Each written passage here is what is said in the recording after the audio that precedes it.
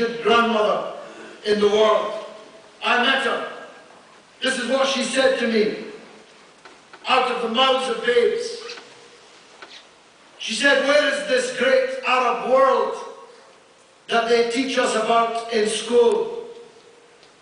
Where is this ummah that they teach us about in school? Why did they leave us alone to face all of this? What did we do to deserve to be left alone to face all of this? I had no answer for this child, except to promise that I would go around the world until my breath ran out, to rally people in every part of the earth to come to her side, to be her brothers,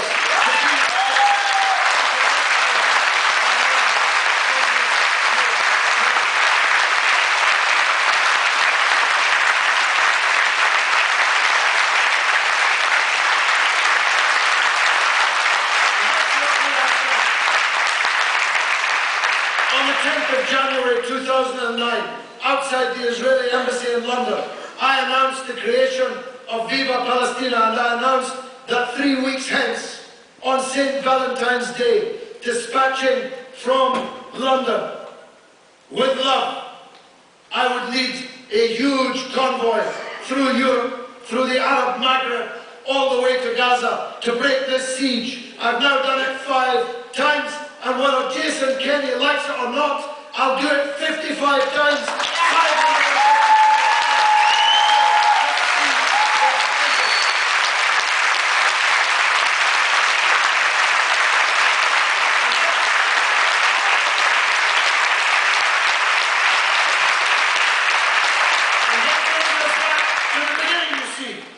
Because that's the basis on which he called me a terrorist. I took ambulances, wheelchairs, medicine, food, baby milk, toys, educational equipment. I took it into the besieged Gaza Strip, besieged, to punish the parents and the children of the parents for how they voted. I took this humanitarian convoy into Gaza, and he says that is terrorism. Well, if that's terrorism, the word no longer has any meaning. You have bankrupted the word of all meaning. If someone bringing humanitarian aid into Gaza can be branded a terrorist in this way. I close on this point. We live in very, very dangerous times already. Dangerously unbalanced, disequilibrium in the world. We're locked into this big confrontation. Canada has appointed itself into the front line of this confrontation. And in the next few days, you're going to be dangerously isolated if this fake, bogus indictment of the Lebanese resistance in the assassination of Rafiq Hariri is issued by a Canadian official, the head of the tribunal, and Canadian investigators. This is very, very serious indeed. Those of you who are not Muslims may not grasp just how it is that the Lebanese resistance, a Shiite Muslim organization, can never, ever accept the false accusation that they assassinated the leader of the Sunni Muslims in Lebanon.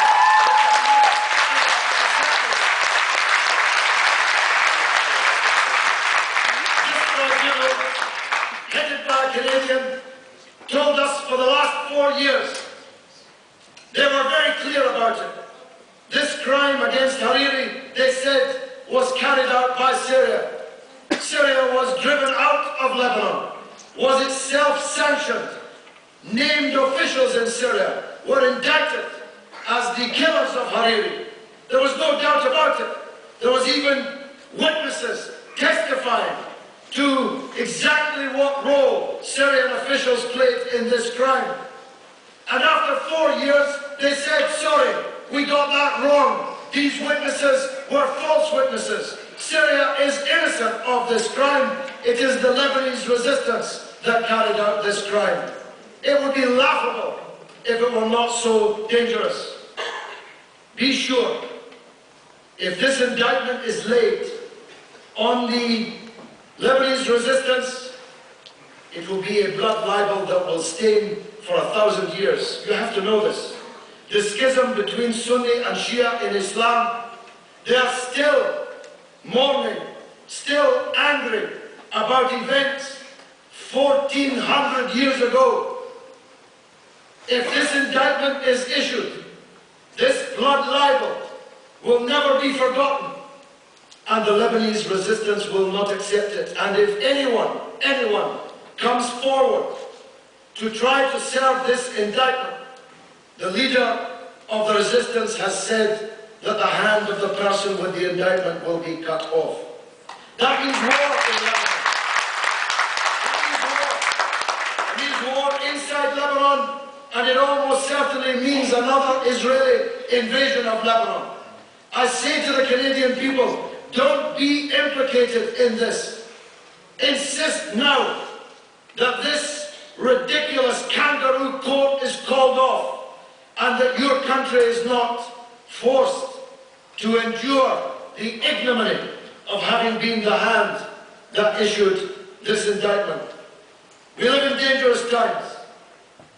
Our rulers are powerful, yes, but as the great Irish revolutionary James Larkin said, the great only appear to be great as long as the rest of us are on our knees. Stand up for Palestine. Stand up for the Afghans. Stand up for freedom and liberty.